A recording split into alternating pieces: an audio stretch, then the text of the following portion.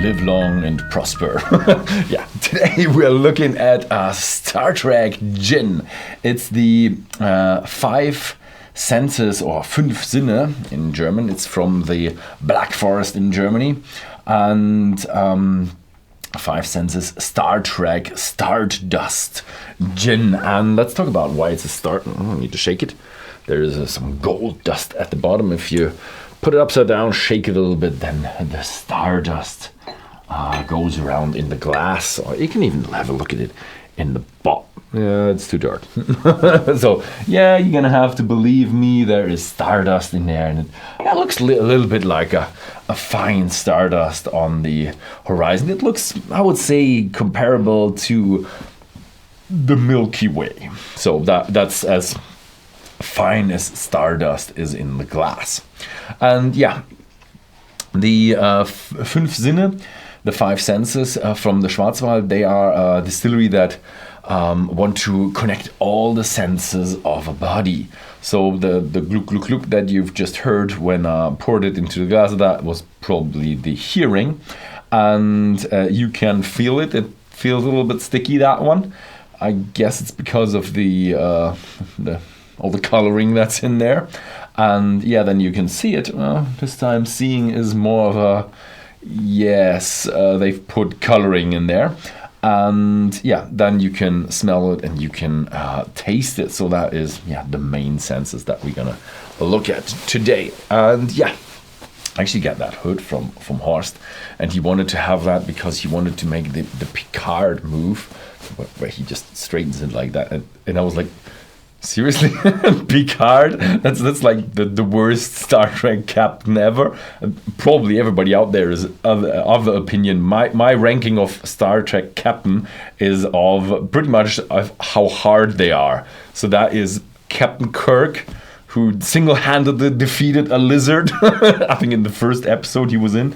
And then we have, I don't count Captain Pike because he just had one episode. And none of the after Archer, that just doesn't exist for me. So it's Captain Kirk. Then, strangely enough, Captain Janeway. If you have, I think it was 365 Days of Hell or something like that, she is tough. She was like really tough captain. Then we have Archer, who was kind of a little bit of a wimp, much diplomatic stuff, and not like shoot first and ask questions later.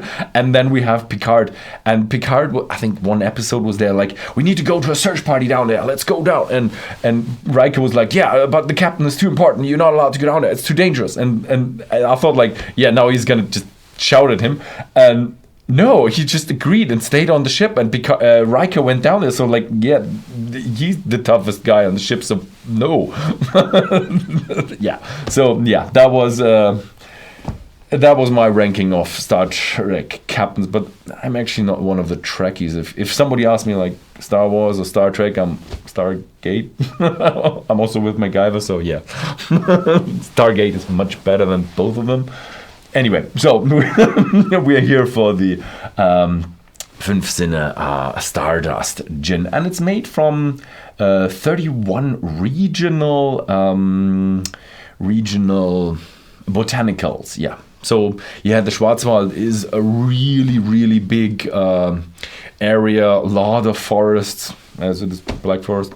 Yeah, so, and I think pretty much all the a lot of the German folklore titles are based from the Schwarzwald, like, I don't know, werewolves and wolves and stuff. Yeah, so yeah. Yeah, Brothers Grimm, I think. I'm not quite sure. I think they were always talking about Schwarzwald, or just implicitly, I think. Anyway, so we have a very fruity style. Yeah, enough juniper in there that you can call it gin, and some herbs. Yeah, somehow a bit sweet now. And my first nosing in the German take, it wasn't sweet.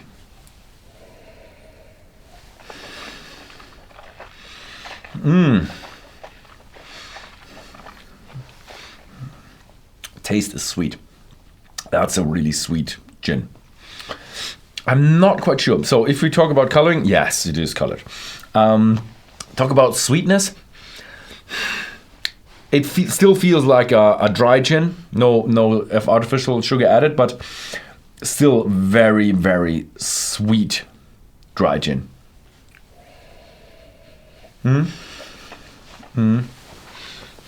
So it's strangely enough, nose is very fresh and very fresh, and a little bit of green herbs in there and stuff, but mostly fresh and juniper and citrusy. And the beauty about this is they thought about the Romulan whiskey that was I think also in the next generation. Somehow what was his name? Scotty's was sitting there and they wanted a whiskey, and they were, we only have Romulan whiskey, and that was green stuff. And this should turn green when you add tonic. And yes, it does. Yeah, it is green. Yeah, that is green. I added a bit more than I would. I don't think so. Maybe I killed it. Let's have a look. And he's dead, Jim. Yeah, that was a Star Trek, I think, quote. Yes, I killed it a little bit. Added too much of that. So if you want to really have it, if you're on one of these Star Trek conventions and you want to have it green, you have to add a little bit too much tonic for my taste. But anyway, my verdict for that one is easily dangerous. This is a dangerous gin tonic, as the sweetness of the tonic and the gin amplifies. The juniper is not as strong to give it a bitter touch. Citrusy notes, the sparkling of the tonic make it really, what do you call it? A lemonade. So this is a dangerous lemonade. Very nice to enjoy in the summer, very refreshing. But you can drink a lot of it and not feel it. And when you add the tonic, the Stardust is barely noticeable. So you can either have the Romulan whiskey or the Stardust.